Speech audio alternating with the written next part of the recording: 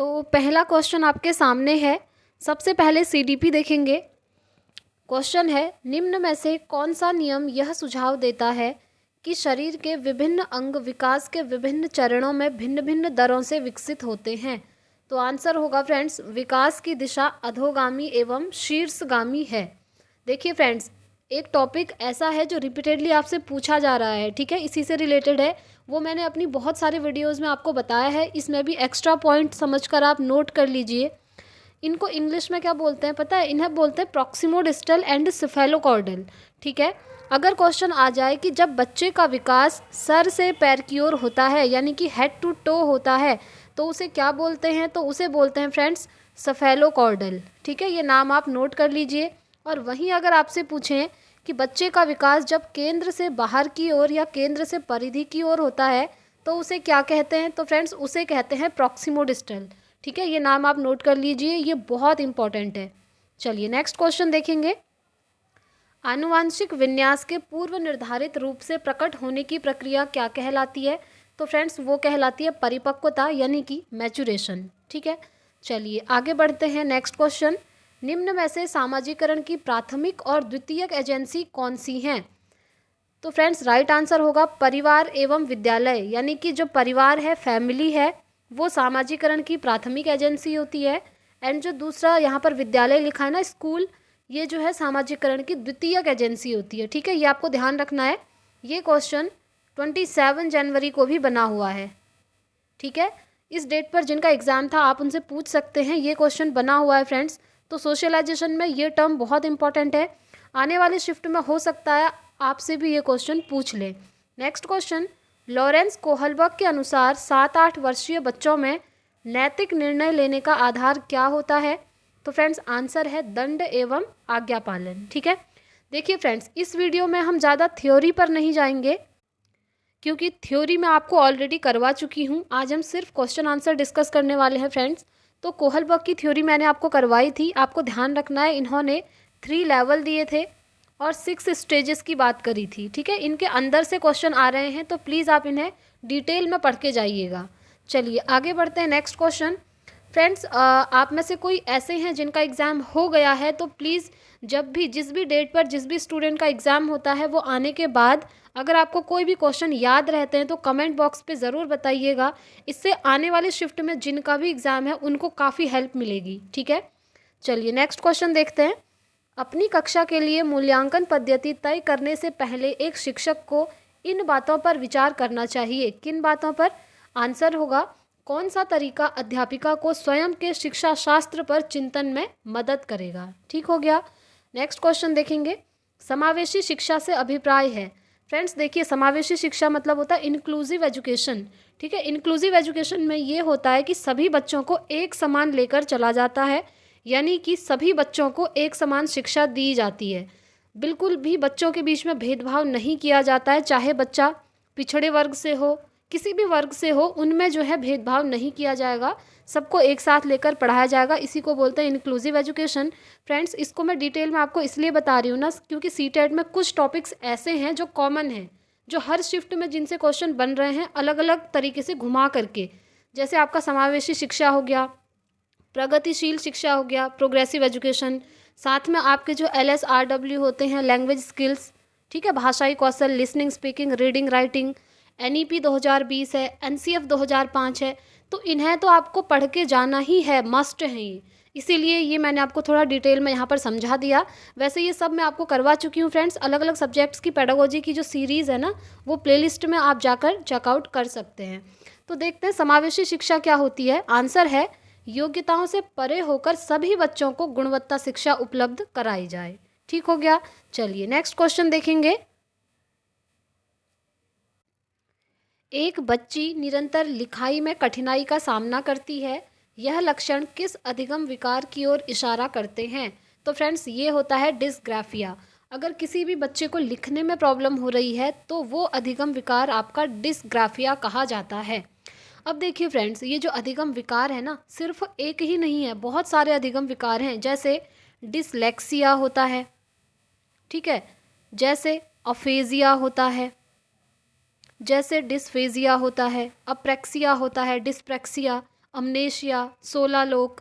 तो फ्रेंड्स ये सारे लर्निंग डिसऑर्डर आपने पढ़ के जाने हैं, क्योंकि इनसे भी एक क्वेश्चन हर शिफ्ट में बन रहा है, ये आप जानते होंगे, मैंने आपको एनालिसिस भी करवाया है। तो मैंने अप्रॉक्स 10 मिनट की एक वीडियो बनाई है, उसमें सारे लर्निंग डिसऑर्डर आपको करवाए हैं फ्रेंड्स। आप चाहें तो उस वीडियो को ज़रूर देखिएगा, या अगर आपने कहीं और से प्रिपरेशन करी है तो भी अच्छी बात है, आप इनको अच्छे से रिवाइज करके जाइएगा, ठीक है। चलिए नेक्स्ट क्वेश्चन देखेंगे। विद्यार्थियों में व्यक्तिगत विभिन्नताओं को पूरा करने के लिए एक शिक्षक को क्या करना चाहिए?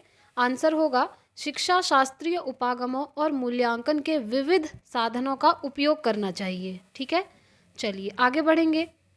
निम्न में से कौन सा सृजनात्मकता का अनिवार्य लक्षण है? तो फ्रेंड्स वो होगा अपसारी चिंतन, यानी कि डाइवर्जेंट थिंकिंग, ठीक है। अगर कोई बच्चा क्रिएटिव है तो वो डाइवर्जेंट थिंकर होगा ही होगा, ठीक है, ये आपको ध्यान रखना है। अगर कोई बच्चा क्रिएटिव है तो वो डाइवर्जेंट थिंकर होगा, यानी कि अपसारी चिंतन वाला होगा ही होगा। और एक चीज़ ध्यान रखनी है, हर डाइवर्जेंट थिंकर जो है क्रिएटिव होगा ये ज़रूरी नहीं है। चलिए हिंदी में बता देती हूँ, हर अपसारी चिंतन करने वाला बच्चा सृजनात्मक होगा ये ज़रूरी नहीं है, बट हर सृजनात्मक वाला बच्चा अपसारी चिंतन करेगा ही करेगा, ठीक है, ये आपको ध्यान रखना है। चलिए आगे बढ़ेंगे। वैसे ये होता क्या है, मैंने ये सब आपको ऑलरेडी थ्योरी में करवाया है, फिर भी थोड़ा बहुत बता देती हूँ। अपसारी चिंतन होता है जब बच्चा एक प्रॉब्लम को सॉल्व करने के बहुत सारे तरीके ढूंढने लगता है, तो उसके अंदर अपसारी चिंतन होता है। जैसे आपने क्वेश्चन भी देखे होंगे, ये जो अपसारी चिंतन है ना, ये ओपन एंडेड क्वेश्चन से रिलेट करता है, ठीक है। ओपन एंडेड क्वेश्चन में क्या होता है, एक क्वेश्चन के बहुत सारे आंसर्स होते हैं, वो होता है ओपन एंडेड क्वेश्चन।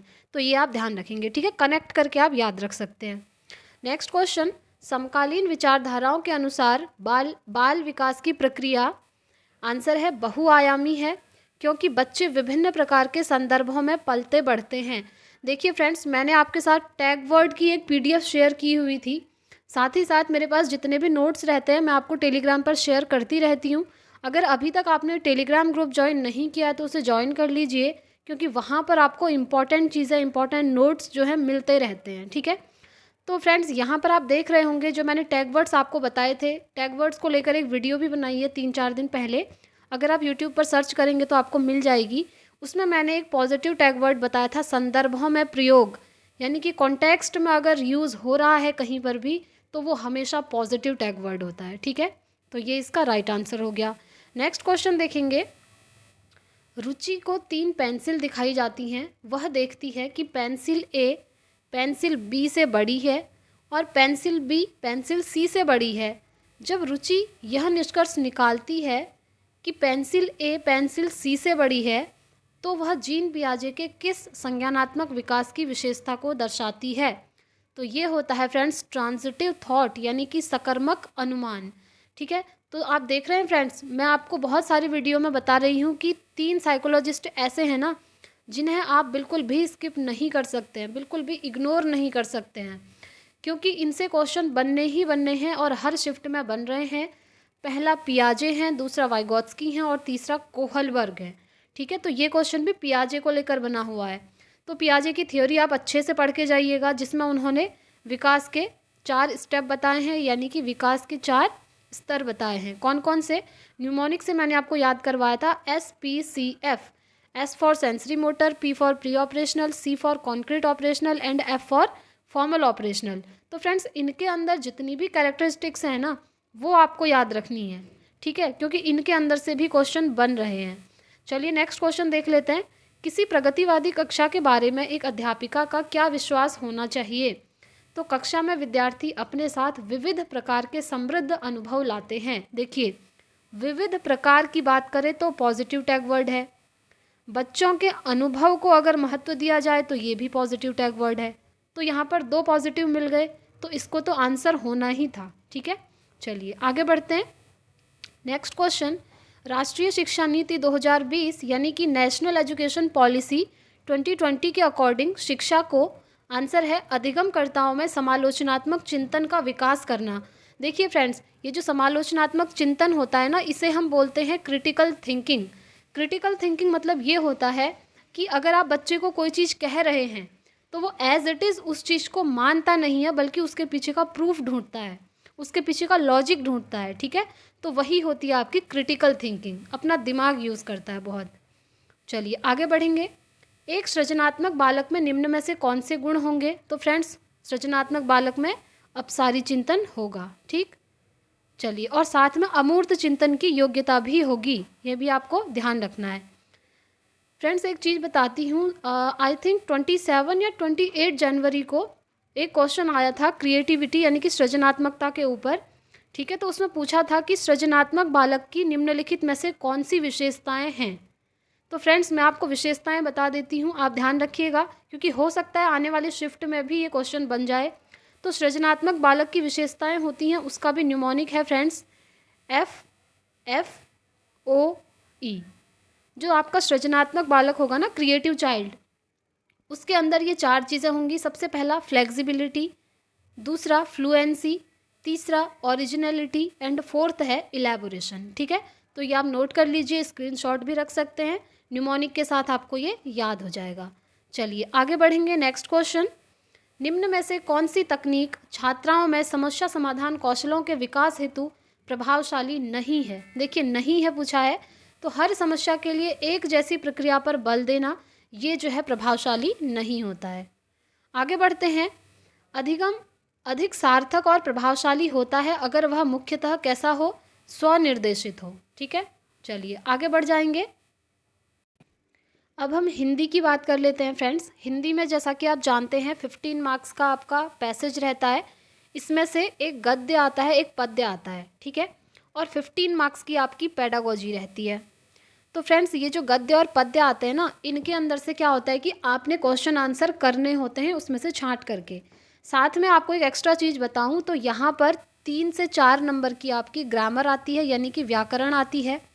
अब यहाँ पर व्याकरण आती है, इसका मतलब ये नहीं है कि आपने हिंदी व्याकरण पढ़ने के लिए फटाफट बैठ जाना है, पूरा पढ़ लेना है, ऐसा नहीं है। क्योंकि फ्रेंड्स यहाँ पर जो व्याकरण आती है ना, ग्रामर, वो बेसिक लेवल की आती है। ये चीज़ें आपने बचपन में भी पढ़ी होंगी। जैसे क्या आता है पता है? संधि आती है। ठीक है, उस पैसेज में से एक शब्द उठा करके आपको दे देंगे और बोलेंगे इसमें कौन सी संधि है, या फिर संधि विच्छेद करने को दे देंगे।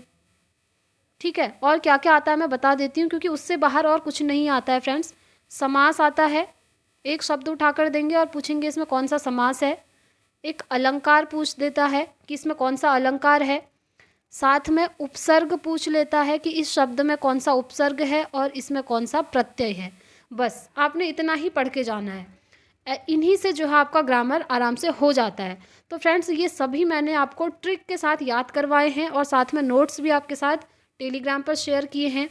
समास वाली वीडियो तो मैंने कुछ दिन पहले ही बनाई है फ्रेंड्स, आप उसे चैनल पर जाकर देख सकते हैं। साथ में अलंकार हो गया, और नोट्स टेलीग्राम पर हैं फ्रेंड्स, वहाँ जाकर आप उसे देख सकते हैं, क्योंकि मैंने ट्रिक से आपको समझाए हैं। ठीक है, चलिए अब जो हिंदी में 15 की पेडागोजी रहती है उसे डिस्कस करते हैं।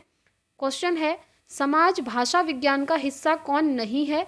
तो बोलचाल की भाषा में ध्वनियों का अध्ययन ये हिस्सा नहीं है। ठीक है, चलिए आगे बढ़ते हैं। नेक्स्ट क्वेश्चन, एनसीएफ 2005 प्राथमिक स्तर पर किस भाषा को अनुदेश माध्यम बनाने की सिफारिश करता है? तो फ्रेंड्स वो है मातृभाषा, यानी कि मदर टंग। आपको याद रखना है, ये जो एनसीएफ 2005 है और जो एनईपी 2020 है, ये दोनों ही आपका मदर टंग को जो है प्रोत्साहित करते हैं, मदर टंग को बहुत ज़्यादा इम्पोर्टेंस देते हैं। ठीक है, नेक्स्ट क्वेश्चन देखेंगे, शिक्षार्थी केंद्रित कक्षा कैसी होनी चाहिए? तो जिसमें शिक्षार्थियों के पूर्व ज्ञान और अनुभवों को शामिल किया गया हो, वो जो है शिक्षार्थी केंद्रित कक्षा होती है, और ऐसी होनी चाहिए। ठीक है, बच्चों की जो प्रीवियस नॉलेज होती है और बच्चों के जो एक्सपीरियंसेस होते हैं उनको इम्पोर्टेंस देना ज़रूरी है। आगे बढ़ेंगे। राष्ट्रीय शिक्षा नीति 2020 कहती है कि विद्यालय में अधिगम के लिए बहुभाषिकता और भाषाओं की शक्ति आवश्यक है। ठीक है, ये जो मल्टीलिंगुअलिज्म है ना, बहुभाषिकता, इसको बहुत ज़्यादा महत्व दिया है किसमें? एनईपी 2020 ने। ये भी आपने ध्यान रखना है। चलिए नेक्स्ट क्वेश्चन देखेंगे। निवेश परिकल्पना अनुशंसा करती है कि भाषिक निवेश भाषिक दक्षता के वर्तमान स्तर से डैश अधिगम प्रतिफलों को सही तरह से प्राप्त करने के लिए आदर्श है। तो फ्रेंड्स ये होता है एक चरण आगे। बेसिकली इसको क्या बोलते हैं वो मैं आपको बता देती हूँ, आप नोट कर सकते हैं फ्रेंड्स, क्योंकि ये बहुत इंपॉर्टेंट है। बोधगम्य निवेश, आपने ये नाम सुना होगा, रिपीटेडली पूछा है 2-3 शिफ्ट में। बोधगम्य निवेश क्या होता है? बोधगम्य निवेश ऐसा निवेश होता है फ्रेंड्स जब हम बच्चे को उनके लेवल से एक लेवल ऊपर का कुछ पढ़ाते हैं, ठीक है।